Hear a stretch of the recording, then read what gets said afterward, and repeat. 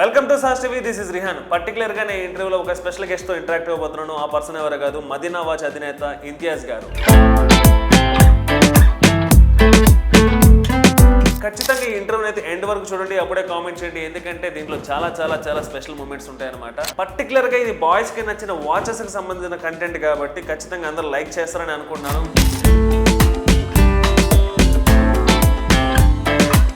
మరెందుకు ఆలస్యం, video start చేద్దామా? Let's start the video.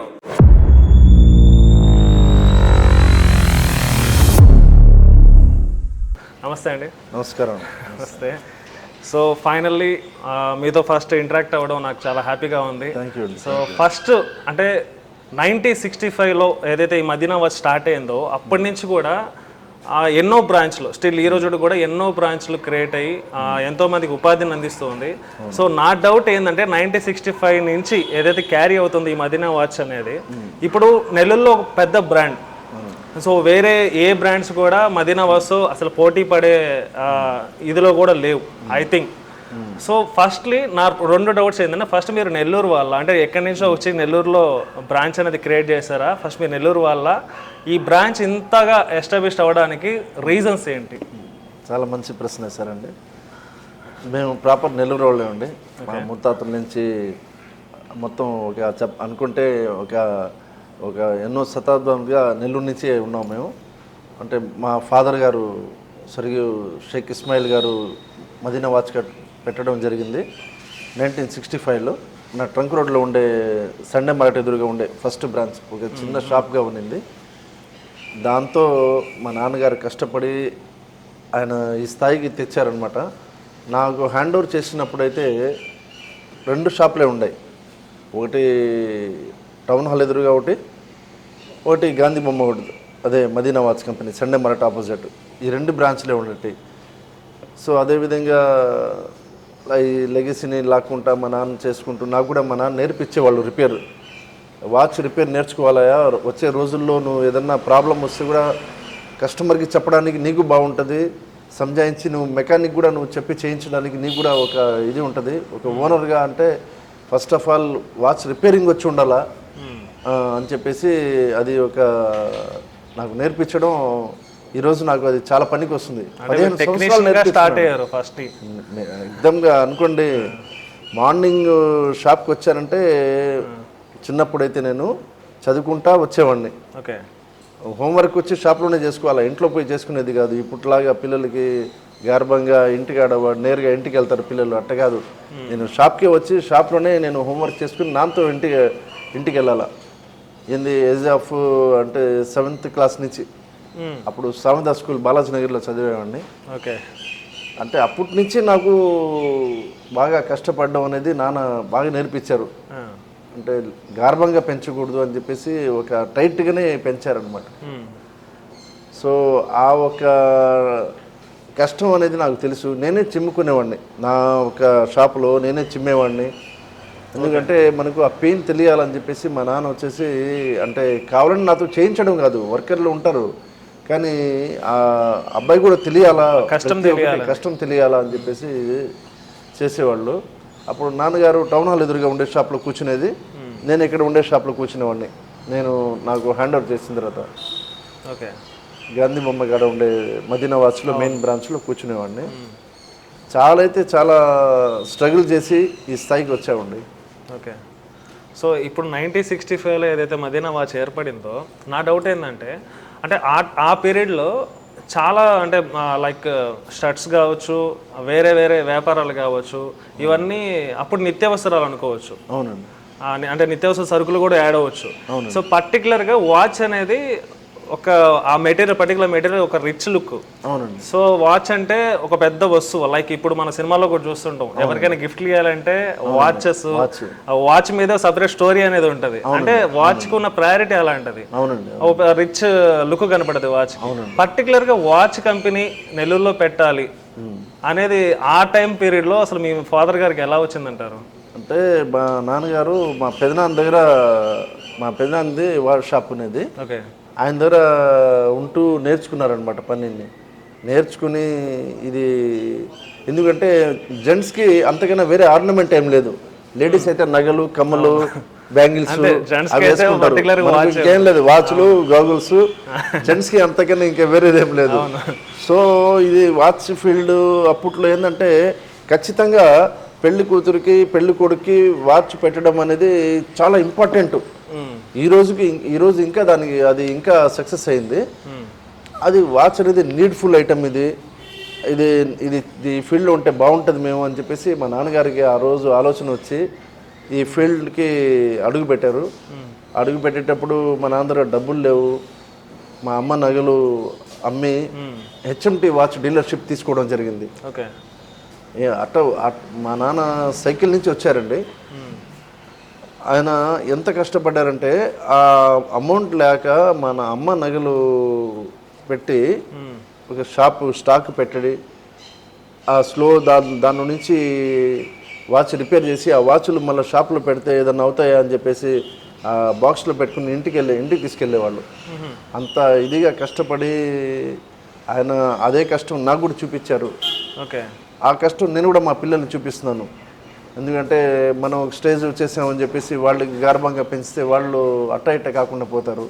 అందువల్ల మా నాన్న నాకు ఎట్ట చూపించారో పెయిన్, అదేవిధంగా నేను సక్సెస్ అయ్యాను కాబట్టి ఆ పెయిన్ నేను వీళ్ళకి కూడా మీరు అలా చేసుకుంటేనే సక్సెస్ అవుతారు. ఊరికనే ఇప్పుడు మా కార్లో చూస్తారండి జనాలు, చూసి వాళ్ళు ఏమనుకుంటారంటే వీళ్ళకి ఏమన్నా అనుకుంటారు, అనేక ఉండే కష్టం ఏంది, మనం ఏ స్టేజ్ నుంచి వచ్చాము, ఎన్ని సంవత్సరాలు కష్టపడితే ఆ స్టేజ్కి వచ్చాము అనేది అది కూడా ఒక చిన్న ఎగ్జాంపుల్ అండి. ఫస్ట్ అంటే దేనికైనా పెట్టుబడి అంటే పెద్ద మార్జినే ఉంటుంది. అవునండి. 1965లో ఏ మార్జిన్ ఉండేది? అంటే ఈ మదీనా వాచ్ ఫస్ట్ ఇన్వెస్ట్మెంట్ ఎంత పెట్టుంటారు? అప్పట్లో 2.5% ఉండేదండి.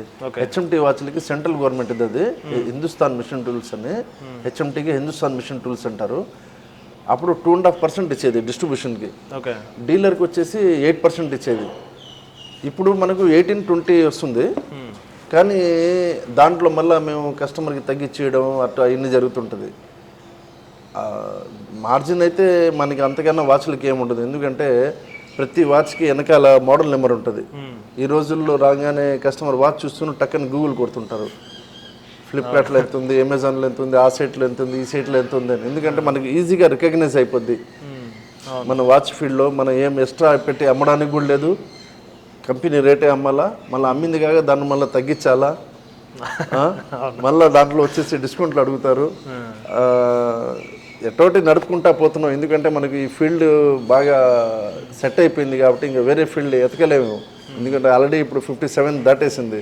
ఇంకా ఈ టైంలో మనం పోయి ఎత్తుక్కుంటా ఇంకా వేరే ఫీల్డ్కి పోయేది లేదు. ఇప్పుడు దీనిలో సెట్ అయిపోయాము కాబట్టి దీంట్లోనే ఇంకా కంటిన్యూ చేయాలని నా పిల్లల్ని కూడా నేను ఈ ఫీల్డ్లోనే తెస్తున్నాను. ఓకే. సో అంటే మీ ఫాదర్ గురించి ఒక చిన్న పర్సనల్ నోట్ నేను వినింది ఏంటంటే, మీ ఫాదర్ ఒక పోలీస్ డిపార్ట్మెంట్ సంబంధించిన వ్యక్తి. So police department okay, particular police department వ్యక్తి, షాప్ పెట్టారు ఓకే, మధ్యలో అంటే సినీ రంగం వైపు కూడా పరుగులు తీశారని, ఒక సినిమా కూడా తీశారని, దాంట్లో పర్టికులర్గా యాక్ట్ చేశారని విన్నాను. అవునండి. ఇది ఫేకా రియలా? రియలే అండి.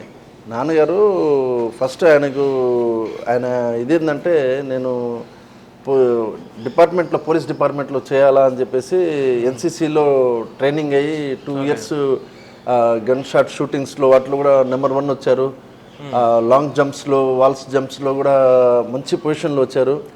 కానీ మా తాతగారు ఏంటంటే, అది వద్దురా, నీకు సూట్ కాదేమో, నువ్వు చాలా స్మూత్ పర్సన్, నీకు అది సూట్ కాదేమో, వద్దు అని చెప్పేసి నువ్వు వాచ్ రిపేరింగ్ నేర్చుకో, నువ్వు వాచ్ షాప్ పెట్టుకో అని చెప్పేసి మా తాతగారు చెప్పడం, మా నాన్నగారు వచ్చేసి ఈ వాచ్ ఫీల్డ్లో రావడం, అది సెట్ అయిపోయింది మనకు. దాని తర్వాత మీరు చెప్పినట్టు సినిమాలో మా నాన్నకి ఏంటంటే, ఒక సినిమాలో బ్యానర్లో నేను కనిపించాలా, అవునండి, ఒక స్క్రీన్ మీద నేను కనిపించాలా, నేను యాక్ట్ చేయాలా, నేనే హీరో ఉండాలా అని చెప్పేసి ఒక ఆశ ఉన్నింది. ఆ ఆశని ఆయన సొంత డబ్బులతోనే ఆయన పూర్తి చేసుకున్నాడు. 3 పిక్చర్లు తీశారు. ఆత్మ అనే ఒకటి, కట్నాలు కన్నీళ్ళు, లవ్ గేమ్ అని చెప్పేసి టీవీ సీరియల్స్, ఇవన్నీ తీశారు. సొంత డబ్బు కాబట్టి ఎంతో ఒకటి వచ్చింది మార్జిన్, అది సెట్ అయిపోయింది. అంటే పెద్ద సినిమాగానే తీసారా? అవునండి. పెద్ద సినిమానే. బాబు మోహన్, మన బ్రహ్మానందము, ఓకే. సాంగ్స్ వచ్చేసి సినిమా పేరు ఆత్మ అండి. ఆత్మ. ఫస్ట్ కట్నాలు కన్నీళ్ళు, దాని తర్వాత ఆత్మ తీశారండి 1988లో. ఓకే. దాని తర్వాత ఆ ఫీల్డ్ మనకు సెట్ కాదు, మా ఫ్యామిలీస్లో వద్దు, మీరు వాచ్ ఫీల్డ్లోనే ఉండండి, మనకెందుకండి సినిమాలు అనేది అది చెప్పడం జరిగింది. మా నాన్నకి సొంత బ్యానర్ ఉండిందండి, ఓకే. ఇస్మాయిల్ ఫిలిమ్స్ అని చెప్పేసి ఓన్ బ్యానర్ ఉండింది. He can take picture in any country in the world. Okay. అంటే బ్యానర్ అనేది మీకు తెలిసే ఉంటుంది. ఆ రోజుల్లో 1980స్లోనే 60 లక్షల రూపాయలు ఖర్చు పెట్టి ఇస్మాయిల్ ఫిలిమ్స్ అని చెప్పేసి ఒక బ్యానర్ని కొనుక్కున్నారు ఆయన, అంటే రిజిస్ట్రేషన్ చేయించుకున్నారు. అంటే ఏదన్నా కానీ ప్రొడ్యూసర్, ఒక డైరెక్టర్ ఏదన్నా అంటే వాళ్ళకి ఖచ్చితంగా ఒక బ్యానర్ రిజిస్ట్రేషన్ ఉండాలి. అవును. అట్లా ఆర్కే ఫిలిమ్స్ అని చెప్పేసి ఇవన్నీ మీరు విని ఉంటారు. అట్లాగా ఇదే విధంగా ఇస్మాయిల్ ఫిలిమ్స్ అని, మా నాన్న పేరు ఇస్మాయిల్ ఉంటే ఇస్మాయిల్ ఫిలిమ్స్ అని ఓన్ బ్యానర్ ఉండింది. వైజాగ్లో, అరకులో షూటింగ్స్ జరిగినాయి, నెల్లూరులో కూడా చాలా చాలా చాలా చోట్ల కూడా జరిగినాయి షూటింగ్స్, తిరుపతిలో జరిగినాయి. ఓకే. ఇప్పుడు ఆ ఫిలిం ఉందా? అంటే ఆ బాక్స్ వద్దనుకున్నాం ఆ ఫీల్డ్, మళ్ళా దాన్ని కాదు, ఆ సినిమా ఏదైతే ఉందో ఇప్పుడు ఉందా? ఉంది. కట్నాలు కన్నీళ్ళు వచ్చింది, ఉంది. సో అంటే ఇప్పుడు ఎంత అయిపోయింది, ఎప్పుడైతే మదీనా వాచ్ మీ చేతికి హ్యాండ్ ఓవర్ ఇచ్చారో, సో అప్పుడు మీకు ఫస్ట్ టైం మీ ఫాదర్ గారు చెప్పిన మాట ఏంది? దీన్ని ఎలా నడపాలని ఏమైనా సలహాలు ఇచ్చారా? ఫస్ట్ మీకు చెప్పిన ఆ మాట ఏంది? నాకు ఫస్ట్ నా మీద వీడు చేసుకోగలుగుతాడు, వీడు రిపేరింగ్ కూడా నేర్చుకున్నాడు 15 సంవత్సరాలు, ఇంకా వీడికి హ్యాండ్ ఓవర్ చేయవచ్చు నేను ఈ షాపు అని చెప్పేసి మన గాంధీ బొమ్మ గారు ఉండే షోరూము నాకు హ్యాండ్ ఓవర్ చేయడం జరిగింది. ఓకే. అప్పటికి ఎన్ని షాపులు ఉన్నాయి? అప్పటికి 2 షాపులనే ఉన్నాయండి. ఓకే. టౌన్ హాల్ ఎదురుగా ఉండే మదీనా వాచ్, గాంధీ బొమ్మ గారు ఉండే మదీనా వాచ్, 2 షాపులనే ఉండే. దానికి నా చేతికి 2000 సంవత్సరంలో కీ ఇచ్చారండి, జనవరి 3వ తారీఖు. ఇది లైఫ్లో మర్చిపోలేని డేట్.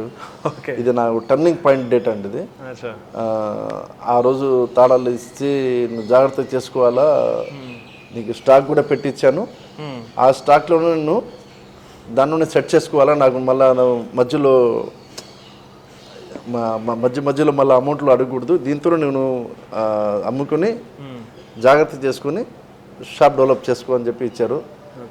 నా మీద నమ్మకం పెట్టిన దానికి నేను మా నాన్నగారికి ఫస్ట్ షాపు ఎంజీబీ మాల్లో నేను పెట్టి చూపించానండి. ఓకే. కొన్ని సంవత్సరాలు కష్టపడి ఎంజీబీ మాల్లో పెట్టడం జరిగింది. దాదాపు ఇప్పుడు 9వ సంవత్సరం. అంటే అప్పుడు మా నాన్నగారు చనిపోయి 8 సంవత్సరాలు అయింది. అంటే నాన్నగారు ఉన్నప్పుడే అది ఓపెన్ చేశాను అనమాట. చాలా హ్యాపీ అయ్యారు, అరే మా వాడు సెట్ అయ్యాడు రా అని చెప్పేసి చాలా హ్యాపీ అయ్యారు. సో అక్కడి నుంచి అదేవిధంగా నాన్నగారు ఇక్కడ కూడా ఆర్టీసీ కాడ కూడా ఒక బ్రాంచ్ ఓపెన్ చేశారు. ఓకే. 3వ బ్రాంచ్. అదేవిధంగా నేను ఇప్పుడు టౌన్ హాస్పిటల్లో కూడా ఎస్బీఐ పక్కన కూడా ఒక బ్రాంచ్ ఓపెన్ చేయడం జరిగింది. ఓకే. ఈ మధ్యకాలంలో డిసెంబర్ 1 తిరుపతిలో ఓపెన్ చేసామండి, వివి మహల్ రోడ్. ఓకే. మంచి టాప్ ఏరియాలో లలిత జ్యువెలర్స్ ఎదురుగా. ఓవరాల్ ఎన్ని బ్రాంచెస్ ఉన్నాయి ఇప్పుడు మన లాస్ట్ ఇయర్ వచ్చేసి నేను తిరుపతిలో మన విశాఖపట్నంలో ఓపెన్ చేశానండి. ఓకే. వాల్తేర్ రోడ్లో hotel, hospital, Agarwal hospital opposite. దేవుడి వల్ల అది చెప్పుకోవాలంటే 2 రాష్ట్రాల్లో అతి పెద్ద వాష్ షాప్ అది. ఇంతకుముందు దాంట్లో మాల్ ఉండింది, సౌందర్య అని చెప్పేసి ఒక మాల్ ఉండింది. ఈ లాక్డౌన్లో అది వాళ్ళకి బిజినెస్ జరక్క వాళ్ళు క్లోజ్ చేసేస్తే ఆ మాల్ని మేము హైర్ చేసుకుని ఆ మాల్లో వాష్ షాప్ పెట్టాం. ఓకే. అసలు అంతలా వాష్ షాప్ నేను నడపగలుగుతానా, నాకు అంత కెపాసిటీ ఉందా అని చెప్పేసి నేను చాలాసార్లు ఆలోచించాను. కానీ ఆ దేవుడు కృప, ఆ జనాలు నాకు ఉండే సపోర్ట్తో అది సక్సెస్ అయింది. ఆ సక్సెస్తో పాటు నేను వెంటనే తిరుపతి కూడా 1 ఇయర్లో ఓపెన్ చేశాను మళ్ళీ ఇంకోటి. అంటే బ్రాంచెస్ ఎన్ని బ్రాంచెస్ అని? ఇప్పటికి 9 బ్రాంచ్. 9 బ్రాంచ్లు. అంటే మీ చేతికి హ్యాండ్ ఓవర్ ఇచ్చేటప్పుడు 2 బ్రాంచ్లు మీ ఫాదర్ గారు, సో ఇప్పుడు 9 బ్రాంచ్లు. సో ఏదైతే ఈ వారసత్వం ఉందో, అంటే ఫాదర్ నుంచి వారసత్వం తీసుకొని ఒక బ్రాంచ్లు ఏర్పాటు చేసి దాన్ని సక్సెస్ చేయడం అనేది చాలా తక్కువ మందికి జరగద్ది. అవునండి. అంటే అంత ఈజీ కాదు. ఒక మన స్వతహాగా వెతికేది వేరు, కరెక్టే అండి, కరెక్ట్. ఫాదర్ వారసత్వం నుంచి మనం క్రియేట్ చేసుకొని ఈ బ్రాండ్ ఇంకా ఎస్టాబ్లిష్ చేయడం, అవునండి, సో జనాల్లో ఇంకా నోటెడ్ చేయడం అనేది చాలా కష్టం. అవునండి. ఐ థింక్ మీరు దాన్ని అచీవ్ చేశారు. ఎందుకంటే మదీనా వాచ్ బ్రాండ్ ఇప్పుడు పర్టికులర్గా నెల్లూరులో famous brand. So not only Nellore, రీసెంట్గా అంటే నేను కొంచెం చూసుకుంటే వైజాగ్లో కూడా మదీనా వాచ్ బ్రాండ్ అనేది అలా హైట్కి వెళ్ళిపోతూ ఉందన్నమాట. సో ఇది క్రియేట్ చేయడం చాలా కష్టం. మీకు ఎలా సాధ్యమైంది? అంటే ఆ స్పిరిట్ ఎలా వచ్చింది మీకు? అలా అయితే యాక్చువల్గా తిరుపతిది వైజాగ్ది వచ్చేటప్పటికి మనం టైమ్ ల్యాండ్ పేరుతో ఓపెన్ చేసామండి. ఇప్పుడు వచ్చే ఎక్స్పాండింగ్ షాప్స్ అన్ని మాది మదీనా వాచ్ కంపెనీ నెల్లూరు వరకే ఉంటుంది. మదీనా వాచ్ నెల్లూరు వరకే మదీనా వాచ్ పెట్టినాం. ఇంకా బయట ఊరికి వెళ్ళేటప్పటికి మనం ప్రతి చోట్ల టైమ్ ల్యాండ్ వాచ్ షోరూమ్ అని చెప్పేసి పెడుతున్నామండి. ఎందుకంటే దానికి ప్రైవేట్ లిమిటెడ్ చేయాలా అని చెప్పేసి నా చిన్న పిల్లలు ఇద్దరు కూడా చెప్పడం జరిగితే, అందువల్ల మేము టైమ్ ల్యాండ్ అనేది ఒక యూనివర్సల్ నేమ్, బాగా స్టైలిష్గా ఉంది అనేసి దాంట్లో పెట్టడం జరిగింది. సో అసలు అది మీరు చెప్పినట్టు ఈ కష్టం మామూలు కష్టం కాదు. ఇప్పుడు మనం కట్టిన ఇల్లు కనిపిస్తుంది జనాలకి, మేము తిరిగే కార్లు కనిపిస్తాయి, మేము వేసుకునే డ్రెస్సులు కనిపిస్తాయి. ఇప్పుడు దీని వెనకాల చాలా కష్టం ఉందండి.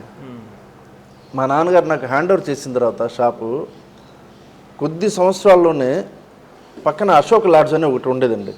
మన షాప్కి అనుకుని అశోక్ లాడ్జ్ అని ఒకటి ఉండేది. ఏది మన సండే మార్కెట్ ఎదురుగా మన ట్రంక్ రోడ్లో ఉండే షాప్కి అశోక్ లాడ్జ్ కాడ మన షాప్కి అశోక్ లాడ్జ్కి ఆనుకునే ఉంటుంది. అది వాడు కిటికీలో నుంచి ఓపెన్ చేసుకుని వచ్చేసి దొంగ మొత్తం స్టాక్ అంతా తీసుకెళ్ళిపోయాడు. అప్పట్లో నా దగ్గర వాచ్ అండ్ మొబైల్స్ ఉండేవి. మంచి స్టాక్తో, ఫుల్ స్టాక్తో నిండి పెట్టేవాడిని. 47 లక్షల రూపాయల మొబైల్స్, వాచెస్ అయితే పూర్తిగా ఏం లేకుండా మొత్తం ఖాళీ చేసేసాడు. సో మార్నింగ్ లేస్తే ఎగ్దమ్గా రోడ్డు మీద వచ్చేసాను. అది పోయి చూశాను ఆ సిచ్యువేషన్. నేను ఇది విన్నాను. ఆ టైంలో మీరు క్లెయిమ్ అంటే ఇన్సూరెన్స్ కూడా క్లెయిమ్ కాలేదండి? అవునండి, నాకు ఇన్సూరెన్స్ లేదండి. అప్పుడు కూడా లేదు, ఇప్పుడు కూడా లేదు. ఎందుకంటే నేను ఇన్సూరెన్స్ మీద మనం అంత ఎందుకో దాని మీద డిపెండ్ ఇది కాలే. అది ఆ రోజు కూడా లేదు, ఈ రోజు కూడా లేదు. కొందరు అనుకుని ఉంటారు వాళ్ళు ఇన్సూరెన్స్ కోసం చేయించారని, వేరే విధంగా ఇంకా జనాలు ఏదన్నా అనుకోవచ్చులేండి. కానీ మనకి ఇన్సూరెన్స్ అయితే లేదు ఈ రోజు కూడా. అప్పుడు కూడా వచ్చి చూశానండి, స్టాక్ అయితే లేదు. ఎలా బాధపడ్డానంటే అసలు ఇంకా అయిపోయిందిరా నా లైఫ్ అని చెప్పేసి ఎగ్దమ్గా రోడ్ మీద నుంచి వచ్చాను అనుకోండి. అంటే ఎగ్దమ్ ఖాళీ, జీరో, ఇంకేం లేదు, ఇంకా అయిపోయిందిరా నా సీన్ అనుకున్నాను. పక్కన వెళ్ళి ఏడుచుకుంటాను, చాలా బాధపడ్డాను. మా స్టాఫ్ అందరూ లేదు సార్, ఏం కాదు సార్, మీరు ధైర్యం చేయండి సార్ అని మళ్ళా నా మిస్సెస్ చేసి ధైర్యం చేసి, నీకేం కాదులే, నువ్వు ఎందుకు అంత ఇదవుతావు, మనం మళ్ళీ స్టాబ్లిష్ చేస్తాం, ఏం కాదు అని చెప్పేసి మనం తన దగ్గర ఉండే కొన్ని నగలు ఇచ్చింది. ఆ నగలు పెట్టి నేను మా నాన్నగారికి మా అమ్మ ఎలా ఇచ్చారో సేమ్ మళ్ళా నా మిస్సెస్ నాకు నగలు ఇచ్చి నా పెళ్ళిలో వేసింది. మా అమ్మ వాళ్ళు, మీ అమ్మ వాళ్ళు వేసింది ఇది, దీంతో మీరు ఏదైనా చేసుకోండి అని చెప్పేసి తను ఇవ్వడం. దాంతో నేను మళ్ళా స్టార్ట్ చేసి అట్లా 2 times జరిగిందండి దొంగతనం. ట్రేస్ అవుట్ అయ్యింది జార్ఖండ్ వాళ్ళది. అంటే మొబైల్స్ మీద ఈఎంఐ నెంబర్లు ఉంటాయి కదా, దాని ద్వారా పోలీస్ డిపార్ట్మెంట్లో తెలిసి వాళ్ళకి పట్టి తెచ్చిన తర్వాత స్టాక్ అయితే నెల్లూరుకి వచ్చింది. మనకైతే హ్యాండ్ ఓవర్ కాలే. అది చాలా జరిగినాయి మధ్యలో, అది ఎలా జరిగిందో ఏమో మనకైతే. ఇంకా నేను అక్కడి నుంచి నేను ఆ జీరో నుంచి 2 times దొంగతనం జరిగినా కానీ నేను ఓడిపోకుండా లెగసీని కంటిన్యూ చేయాలా, లేకుంటే నా పిల్లల భవిష్యత్తు ఏంది, నా ఫ్యామిలీ భవిష్యత్తు ఏంది, జనాలు ఏమనుకుంటారంటే వాళ్ళ నాన్న కష్టపడ్డాడు లేరా, పిల్లలు వచ్చి నాశనం చేశారు ఆ పేరుని. వాళ్ళైతే నా పెద్ద భలే కష్టపడ్డాడు, వాస్తవంగా కష్టపడ్డాడు. నా పీరియడ్కి వచ్చేటప్పటికి ఇలా దొంగతనం జరగడం అనేది అది ఒక బ్యాడ్ ఇది నా లైఫ్లో. అది జరిగినప్పుడు ఇంకా నేను స్టడీ అవ్వడానికి చాలా ప్రయత్నం చేశాను. టౌనస్పేట నుంచి 7 రూపాయలు వడ్డీకి తెచ్చుకుని మళ్ళీ నేను తీసుకుంటే మళ్ళీ బాగుండదు అని చెప్పేసి నేను నా ఫ్రెండ్స్ ద్వారా తీసుకుని వాడి ద్వారా నేను కట్టించుకుంటాను. ఆ అమౌంట్ని రూపాయి ఎలా కట్టానో ఆ 7 సంవత్సరాలు 10 సంవత్సరాలు చాలా బాధపడి, అసలు చెప్పుకుంటే పోతే ఒక బెగ్గర్ అనుకోండి, అడక్క తినేవాడు బతుకు అయిపోయింది నాది. ఏం లేదు నా దగ్గర, రూపాయి కూడా లేదు. మళ్ళా ఆ విధంగా చూపించుకుంటే మా లెగసీ దెబ్బతింటుంది అని చెప్పేసి నేను 1 రూపాయి కూడా మా నాన్న అడగలేదు. మా నాన్న అనుకున్నానంటే నా దగ్గర ఉంది అనుకుంటున్నాడు, వాడు సంపాదించుకుని పెట్టుకున్నాడు కదా, వాడి దగ్గర ఉంటాయిలే అనుకున్నాడు. నేను ఏం చేసేవాడిని అంటే వచ్చిన డబ్బులతో అంతా స్టాక్ పెట్టేవాడిని. నేను కొద్దిగా స్టాక్ పెంచుకుంటా పోయాను, వచ్చిన ఆదాయంతో స్టాక్ పెంచుకుంటా పోయాను, షాప్ని కూడా పెంచుకుంటా పోయానే కానీ నేను పేర్చేవాడిని కాదు. షాపులు పెట్టాలా, స్టాక్ని ఎక్కువ డెవలప్ చేయాలని ఆ అమౌంట్ని నేను స్టాక్ మీద వేసేవాడిని. మా నాన్న ఏమనుకునేవాడు, వీడి దగ్గర ఉంటాయిలే. ఇప్పుడు నేను తెచ్చుకుంది ఈరోజు ఎవరికి తెలీదు. నేను అప్పులు తెచ్చి ఎన్ని చేసి ఇంత చేశానని చెప్పేసి ఎవరికి తెలియదు. ఈరోజు మీరు అడగడం ఈ జనాల్లో కూడా అందరికీ తెలియడం. ఎందుకంటే ఒక సక్సెస్ఫుల్ పర్సన్ అంటే బిహైండ్ చాలా కష్టాలు ఉంటాయండి. ఎవరు కూడా ఊరికనే అట్టే రాలేరండి. అట్ట వచ్చారంటే వాడికి అసలు మనం మాట్లాడలేము కూడా. అసలు ఆయన కళ్ళు ఎక్కడో ఉంటాయి. సడన్గా వచ్చేసిన వాడికి నేను అట్ట కాదండి, గ్రౌండ్ లెవెల్ నుంచి వచ్చినవాడిని. ఆ రెస్పెక్ట్ ఎవరికి ఎట్ట ఇవ్వాలనేది కూడా నాకు తెలుసండి. ఓకే, ఇప్పుడు వరకు అంటే మీ ఫాదర్ నుంచి మీకు వారసత్వం వచ్చింది, మీరు అప్ అండ్ డౌన్స్ ఎన్ని ఉన్నా కానీ నిలబెట్టుకుంటూ వెళ్తున్నారు, బ్రాండ్స్ క్రియేట్ చేస్తున్నారు. సో మీకు ఇప్పుడు మీ వారసత్వం ఇవ్వాలంటే అసలు ఫస్ట్ మీకు ఎంతమంది కొడుకులు ఉన్నారు, అంటే మీ వారసత్వం ఎవరు? 2 పిల్లలు ఉన్నారండి. ఓకే, పెద్ద అబ్బాయి పేరు షోయబ్, ఓకే, చిన్న అబ్బాయి పేరు ఉస్మాన్ సని. ఇద్దరికి 2 షాపులు పెట్టడం జరిగింది. ఆల్రెడీ ఫీల్డ్లో ఉన్నారు? అవునండి. వాళ్ళకి ఒక 1 ఇయర్ నుంచి పెద్ద అబ్బాయి వచ్చేసాడండి. ఆల్రెడీ అతను SRMలో చదువుకున్నాడు, బీటెక్ ఇంటీరియర్, సివిల్ ఇంటీరియర్ చేశారు. చిన్న అబ్బాయి వచ్చేసి BBA చేసి గిఫ్ట్ షాప్ పెట్టించానండి. మన బొల్లేని పక్కన గుడ్ థింగ్స్ అని చెప్పేసి గిఫ్ట్ షాప్ పెట్టించాను. ఓకే, చిన్న అబ్బాయి వచ్చేసి గిఫ్ట్ షాప్ చూసుకుంటున్నాడు. అదేవిధంగా పెద్ద అబ్బాయి వచ్చేసి కన్స్ట్రక్షన్ కంపెనీ పెట్టించాను మినీ బైపాస్లో, మ్యాట్రిక్స్ కన్స్ట్రక్షన్స్ అని చెప్పి. ఈ 2 వాళ్ళు చేసుకుంటున్నారండి. చేసుకుంటూ ఈ చిన్న అబ్బాయికి ఇది పెట్టించిన తర్వాత ఆ అబ్బాయి దాంట్లో డెవలప్ చేసుకుని హోమ్ డెకోర్ అని చెప్పేసి పక్కన ఇంకో షాప్ పెట్టాడండి. వాడు సొంత దాంట్లో రూపాయి పేర్చుకుని మళ్ళా ఈ ఖర్చులు అవి చూస్తూ, స్టాఫ్ది చూస్తూ, శాలరీస్ ఇస్తూ స్టాఫ్కి అన్ని ఖర్చులు మిగిలిచ్చిన దానిలో పక్కన హోమ్ డెకర్ అని చెప్పేసి వాడు సొంతంగా పెట్టడం జరిగిందండి. ఓకే, మా ఇంట్లో ఎట్లా అంటే మేము వృధా ఖర్చులు చాలా తక్కువ ఉంటాయండి. కనిపించేదానికి ఎలానే కనిపించవచ్చు లగ్జరీగా, కానీ చాలా లో మెయింటెనెన్స్ ఉంటుంది. వేస్ట్ దుబారా ఖర్చులు ఏ ఉండవు మనకి. అదేవిధంగా పెద్ద అబ్బాయికి మ్యాట్రిక్స్ కన్స్ట్రక్షన్స్ పెట్టించాను. ఆ అబ్బాయి ఇంటీరియర్ వర్క్ చూసుకుంటూ ఆ అబ్బాయి కూడా బాగా సెట్ అయిపోయి ఇప్పుడు ఆ అబ్బాయి మీద నమ్మకం కలిగి విశాఖపట్నంలో ఉండే షాపు ఆ పెద్ద అబ్బాయికి చెప్పానండి.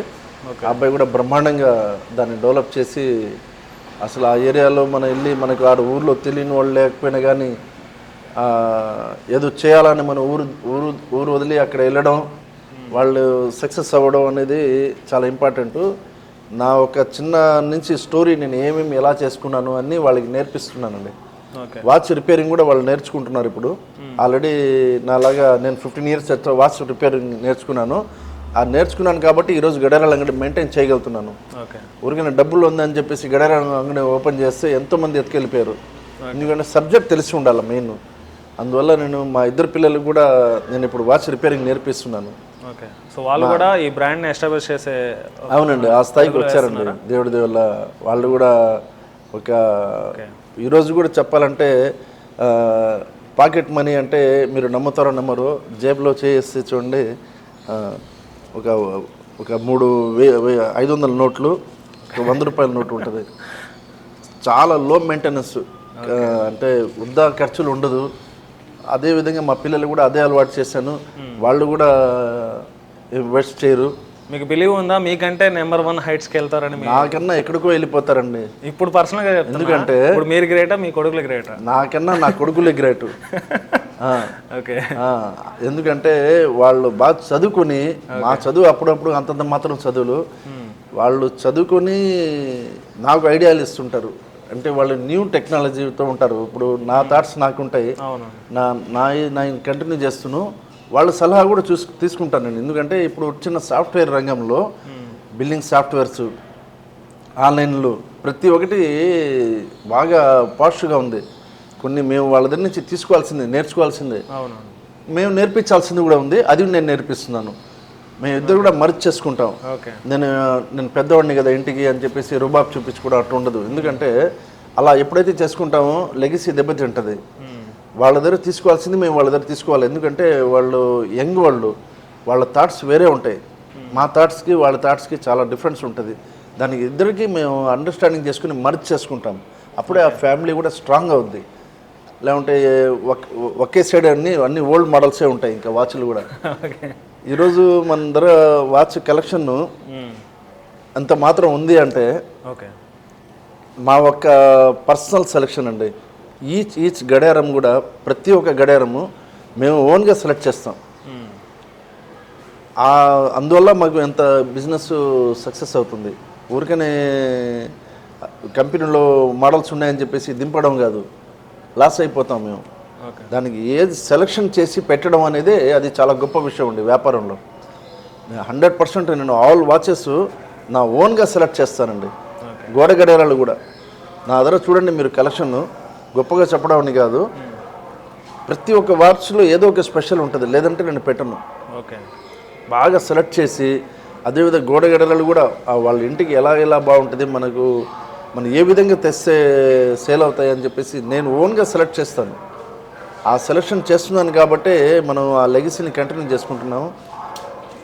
ఈరోజు ఎంత బిజినెస్ టాప్లో ఉంది అంటే మనం దానికి ఇదే మెయిన్ సెలెక్షన్లో మాత్రం చాలా జాగ్రత్తగా ఒళ్ళు దగ్గర పెట్టుకుని అది ఏది అమ్మితే ఏది సేల్ అవుద్దో లేదో అని చెప్పి చూసుకొని సెలెక్ట్ చేసి నీట్గా ఉండే మోడల్సే మేము ఎలా రెడీగా నీట్గా అవుతానో అదేవిధంగా మన షాప్ని కూడా అలాగనే నీట్గా పెడితే ఆ వ్యాపారాన్ని కూడా ఇంకా అంత నీట్గా పెడితేనే అండి సక్సెస్ అయ్యేది. ఇప్పుడు మీ వారసులు అంటే మీ ఇద్దరు కొడుకులు కూడా అంటే మీరు పుష్ చేస్తే ఈ రంగంలోకి వచ్చారా, లేదంటే వాళ్ళు స్వతహాగా వేరే ఐడియాస్ ఉన్నాయా? కంపల్సరీగా పిల్లలకి ఒక ఫాదర్ సపోర్ట్ అనేది చాలా అవసరం. వాళ్ళకి న్యూ ఐడియాస్ అంటే ఏదో ఒక డాక్టర్ చేయాలని ఉంటుంది, ఈ ఫీల్డ్ లోకి మీరు లాక్కొచ్చారా? 100% వాళ్ళకైతే ఏం చేయాలా అనేది ఇప్పుడు చిన్న అబ్బాయి పెద్ద అబ్బాయి వచ్చేసి నేను కన్స్ట్రక్షన్ ఫీల్డ్లోనే ఇష్టం అతనికి. ఓకే. నేను వాళ్ళకి కాదు నాన్న, నాకు ఈరోజు కూడా కన్స్ట్రక్షన్ ఫీల్డ్ అంటే నాకు తెలియదు కాబట్టి నేను దాని మీద నాకు నమ్మకం లేదు. నువ్వు అది చేసుకో, దాని మీద నాకు తెలియదు కాబట్టి నువ్వు అది చేసుకో, నువ్వు మాత్రం ఒక వార్షాప్ పెట్టిస్తాను, నువ్వు దాంట్లో ఉండాల్సిందే అని చెప్పేసి వారికి వార్షాప్ జబర్దస్తిగానే పెట్టించాను. ఈరోజు వాడు నాకన్నా నా లెవెల్లో కూడా చేస్తున్నాడు. అంత చిన్న వయసులో బాగా సెట్ అయిపోయాడు. చిన్న అబ్బాయి కూడా తిరుపతిలో పెట్టించాను కదా మన ఈ మధ్య, ఆయన కూడా బాగా ఫోకస్ చేసుకుని నెల్లూరు నుంచి తిరుపతికి వెళ్ళడం, వీక్లీ 3 times అట్లా వెళ్ళడం. అసలు అబ్బాయి కూడా అదేవిధంగా కంటిన్యూ చేసుకుంటూ సక్సెస్ చేసుకుంటున్నాం. ఇంకా నా అంబిషన్ ఏంటంటే పాన్ ఇండియాలో 50 వాష్ షోరూమ్స్ పెట్టాలా, కొన్ని వేల మందికి జాబ్ ఇచ్చేటట్టు ఉండాలా, మేము చాలా ఫ్యామిలీలు మా దగ్గర బతకాల అంటే పై ఆయన కృపతోనే కదా, ఆయన ఇస్తే మాకు వస్తుంది. మనం ఎంత కష్టపడినా కానీ మా రాతలు కూడా కొద్దిగా రాసి ఉండాలా. అది కష్టపడితేనే ఆ పైన ఆయన కూడా సంతోషిస్తాడు. ఊరికనే అట్లా నైస్గా వచ్చేస్తే కాదు, కష్టపడితేనే ఏది కూడా ఫలితం ఉంటుంది. ఇప్పుడు స్టేజ్కి వెళ్ళిపోయిన తర్వాత కామ్గా అయిపోయాం అనుకోండి, అది మళ్ళీ డౌన్ అయిపోద్దండి. ఇంకా దాన్ని కాపాడుకోవడానికి ఇంకా జాగ్రత్త చేసి ఇంకా స్ట్రగుల్ చేయాలి. అప్పుడు మనం ఇంకా పైకి వెళ్తాం. అప్పుడు ఎప్పుడైతే మనం సాటిస్ఫైడ్ అయిపోయామంటే ఇంకా సాటిస్ఫైడ్ లైఫ్ ఇంకా అందరికీ అంతం అయిపోద్ది. ఆ 4 షాపులకి 5 అంతం అయిపోద్ది. అట్లా కాకుండా నా లైఫ్ అంబిషన్ ఏంటంటే 50 వాష్ షోరూమ్స్ ఇండియా వైడ్లో ఓపెన్ చేయాలా, కొన్ని వేల మందికి ఉపాధి కలిగించాలా అనేది నా ఆలోచన అండి. ఫస్ట్ నేను నా దగ్గర ఉండేది 5 మంది ఉన్నారండి స్టాఫ్. అప్పుడే నేను ఏమనుకున్నానంటే నేను అట్లీస్ట్ ఒక 50 మందికి నేను ఉపాధి కలిగించాలని 20 ఇయర్స్ బ్యాక్ అనుకున్నానండి. 50 మందికి ఎప్పుడో 50 మందికి ఎప్పుడో అయిపోయిందండి అది. ఓకే. ఇప్పుడు దేవుడి వల్ల ఇంకా చాలా ఇంకా అంటే ఆ టైంలో నేను ఆ అంబిషన్ పెట్టాను కాబట్టి ఖచ్చితంగా సక్సెస్ అవ్వగలేము. అంటే ఎప్పుడు బిగ్ థాట్ పెట్టాలండి. థాట్ అనేది మాది బ్రాడ్ ఉండాలి. బ్రాడ్ థాట్ ఉంటే అదే బ్రాడ్ థాట్తో మనం మనసులో పెట్టుకుని అదే విధంగా కష్టపడితే ఖచ్చితంగా డెవలప్ అవుతాం. ఉత్త థాట్ పెట్టుకుని కామ్గా కూర్చుంటే ఏం రాదు కదా. నేను ఇక్కడ కూర్చొని రూల్స్ రాసుకునే చేయాలంటే కార్ ఇంటికి వచ్చేస్తుంది, ఆ కార్ రాదు కదా. ఆ రూల్స్ రాసుకునాలంటే ఆ తగ్గిన కష్టపడితేనే కదా అది వస్తుంది. అవునండి. అందువల్ల నేను ఏదైతే గోల్కి ఉన్నానో ఆ గోల్కి రీచ్ అవ్వాలని చెప్పేసి ఆ కష్టం అయితే పడుతున్నానండి. ఈరోజు కూడా నా కష్టం జారీగానే ఉందండి. ఓకే. ఈరోజు కూడా అదే స్ట్రగ్లింగ్ చేస్తూ అదే విధంగా అందరినీ జనాల్ని ఆకట్టుకుంటా, చిన్న పెద్ద లేకుండా అందరితో మర్యాదగా పలుకుతా, అదే మనకు తోడిచ్చేది. నా ఒక నమ్మకం అది. ప్రతి ఒక్కరికి చిన్న పెద్ద ఏముండి ఏం బాబు అంటానే కానీ ఏరా అంటున్నా చెప్పను. నేను స్టాఫ్కి కూడా నేను అదే విధంగా చేస్తానండి.